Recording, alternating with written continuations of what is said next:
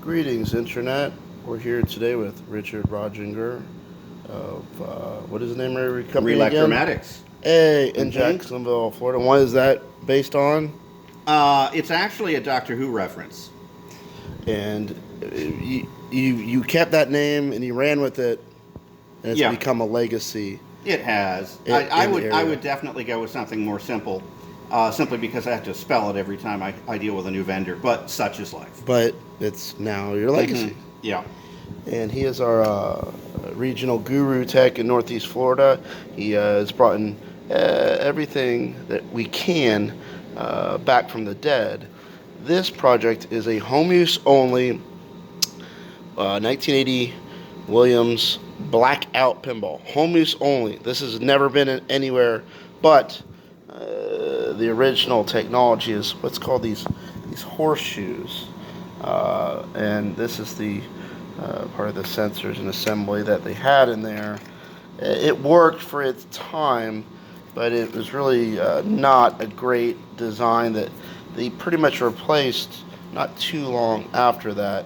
And then what we have here, this is what replaces it. And on the inside, there's actually a magnet on each of the drop targets themselves. What's the big difference in this design?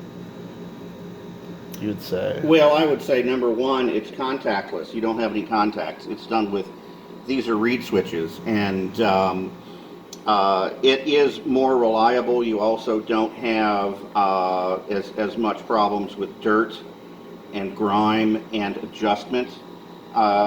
These would require adjustment on a regular basis to keep working and cleaning.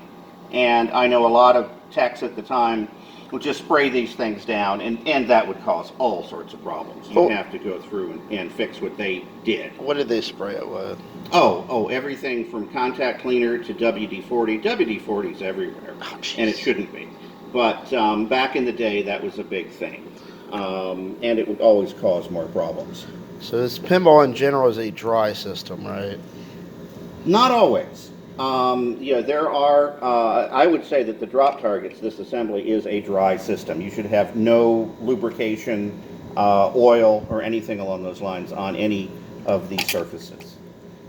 There are some places that you, like for instance, a pivot point on a ball ejector. There's certain places sometimes when you want to put just a little bit of lithium grease on a pivot point, but that's Okay. it. You don't want to overdo anything. Yeah, certain joints, certain motors or moving parts, and they usually tell you in the manuals They do. what to do. But this is a modern, new design. Looks fail-proof. Some of them take a little adjustment more than not. Um, this one, what were we adjusting on this to make it a little more? Well, one of the issues is that these horseshoes actually provide a little bit of tension on the back, Ah, okay. and that allows this to have a firm reset when the coil reset coil comes into play. This was on the playfield, and unfortunately, when this would trigger, this would always drop. Oh, It would never stay up. It would never stay up because there was no longer enough tension right. on here to have it actually activate.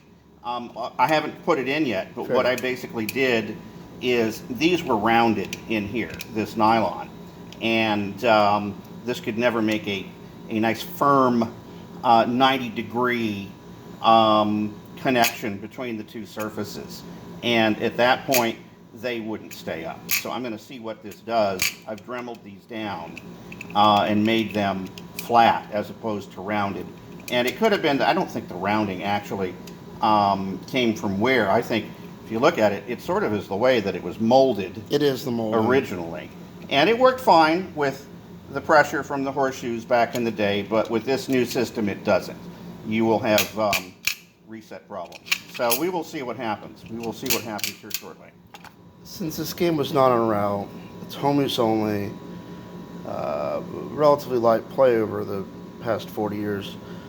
When I come to a project like that, I don't typically replace the drop targets. I want to keep them original. Is that pretty much a good idea? As long as it's not, you don't see, if we don't see pressure, Yeah. cracks already. I would like new old stock, but stuff's getting hard to find. Yeah, it is. You do need to be sure that you don't, and just be careful when you screw these in, because this plastic is becoming very brittle. Right. And it's starting to crack. In fact, one of them here, I moved these two screws over here. Oh. They were here, and you can see one is already cracked right Yes. here. Yeah. Yes. Okay, so that's a caution. Just caution. Be aware that this stuff is old, and be gentle.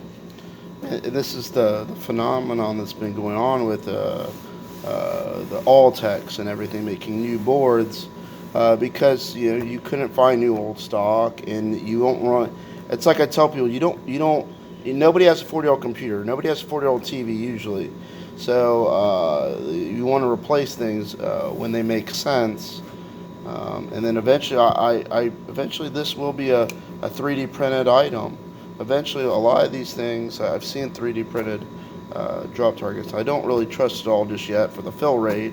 But yeah, it's piece by piece. We're going to be able to keep these games running.